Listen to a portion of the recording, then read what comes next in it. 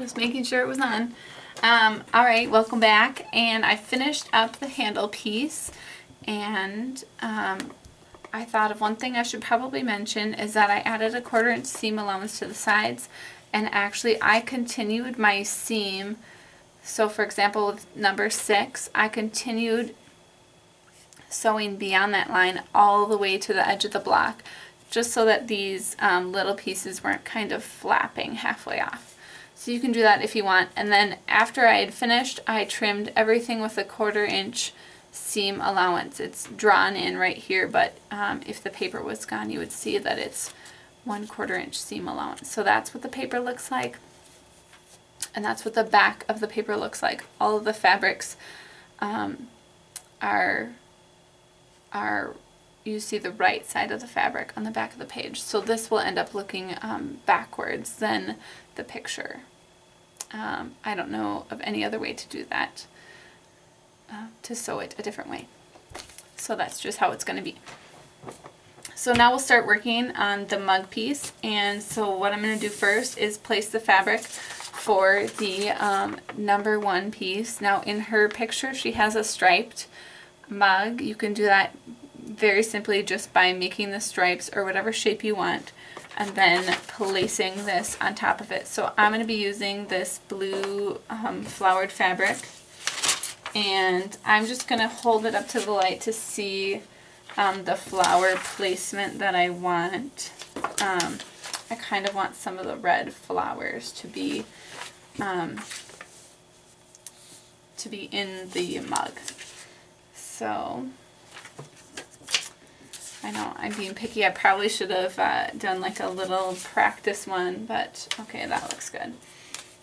But I didn't, so this is real life trial and error. And oh, then I did not even. I want the fabric to be face down, so the wrong side is facing the paper. So now I have to look at it again. Golly. Sorry, this is taking a long time. This is the part that always takes me the longest, picking the fabrics.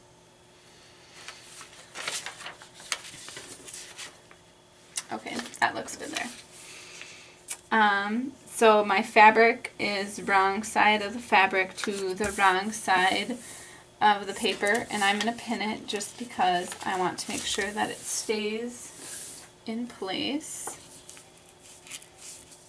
And the first seam that I'm going to sew, after looking at this, I think I'm going to be sewing this handle piece right to this edge. And so what I'm going to do for that is place them right sides together. Actually, I'm going to trim this to a 1/4 inch and then place them right side together.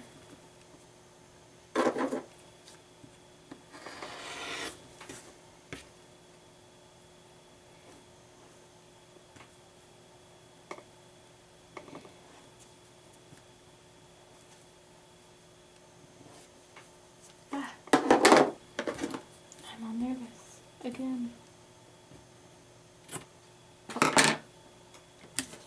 Okay, so it's trimmed, and this has a 1/4 inch seam allowance, so I'm going to be putting the right side of the mug handle to the right side here, and I'm just going to be matching up. Some of the major points are the edge of that handle and then the tip down there, and so I want them to match exactly. And luckily I have a bright light that I can kind of see through the papers.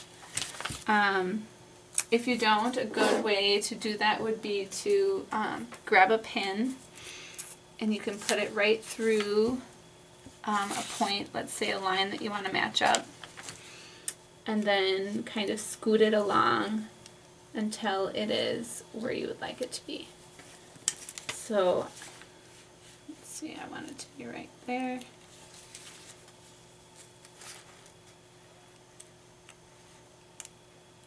Normally it goes better than that. But kind of scoot it along until it matches.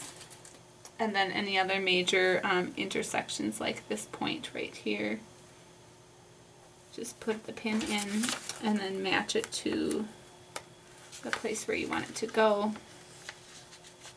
And if you want, you can bring it through, but once you have it matched, it shouldn't matter too much. And then you're just going to be sewing right alongside the edge of the paper all the way through through the point, to the point, and through the seam allowance on the outside of the block.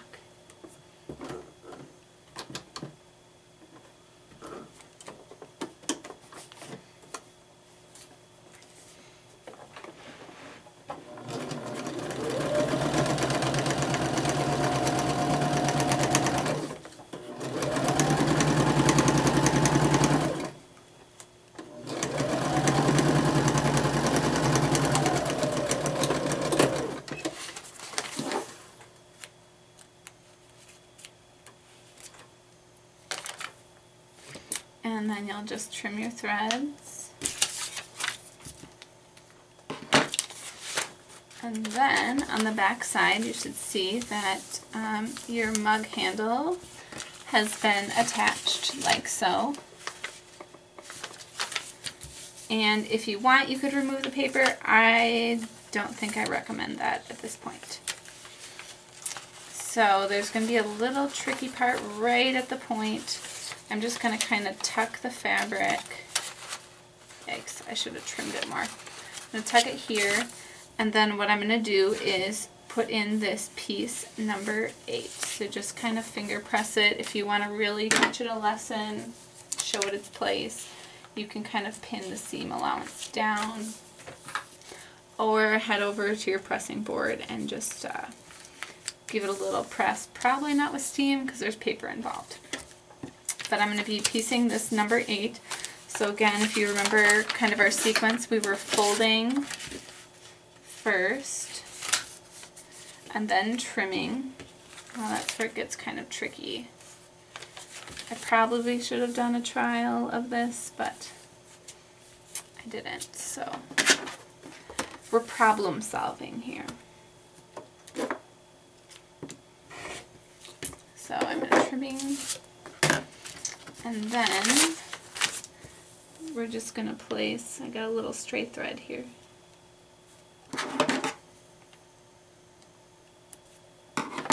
We're just going to place a generous sized piece. Make sure again that it's 1/4 inch larger on all sides than the piece you want to cover.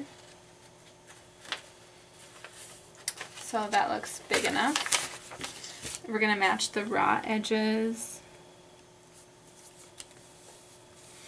with the side we just cut. And if you're a control freak, or if you want to be extra sure it's staying in place, just give it a little pin. And then we're just going to be sewing right on the line from 4 to 8, and there's also a little part from 1 to 8, but you're just going to be sewing right along that entire little line. Just snipping a little bit. There's kind of a tricky corner, which you're probably seeing. And so, again, your fabrics are right side together, sew from the paper side.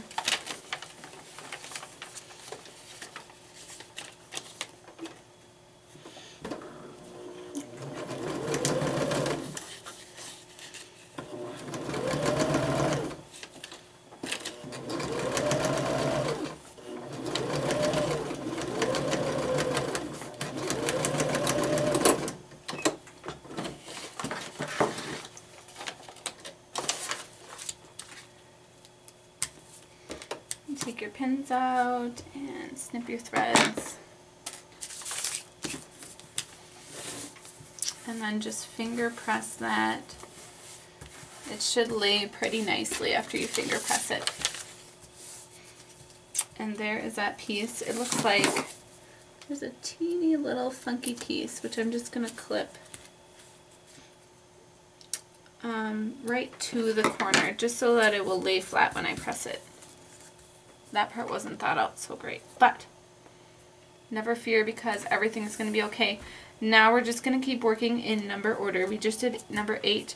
Now we're going to do piece number 9. So again, we'll keep with our little theme. We fold, then we trim just 1/4 inch past the fold line, And you might be able to see through your paper to see where to go. And I'm actually going to fold and trim the next piece also, just to get rid of this big chunk here.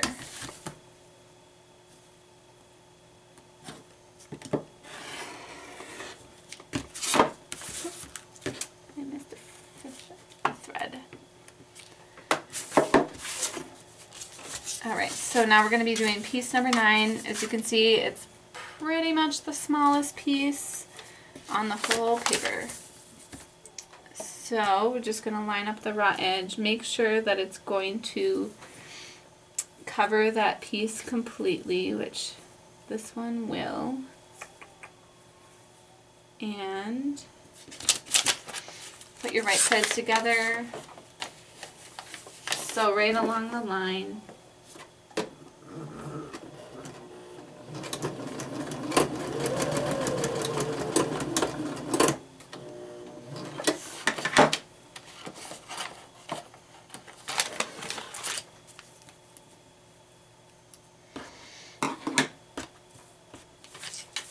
And finger press that little teeny piece, and it should lay pretty flat, or at least flat enough. And so we did 8, 9, the next piece is 10, this large chunk right here. I've already trimmed it. I think I'll just use this piece of fabric. Again, I just kind of held them up to the light, make sure they're generously bigger. It's much easier to trim a piece than it is to go back and rip out stitches.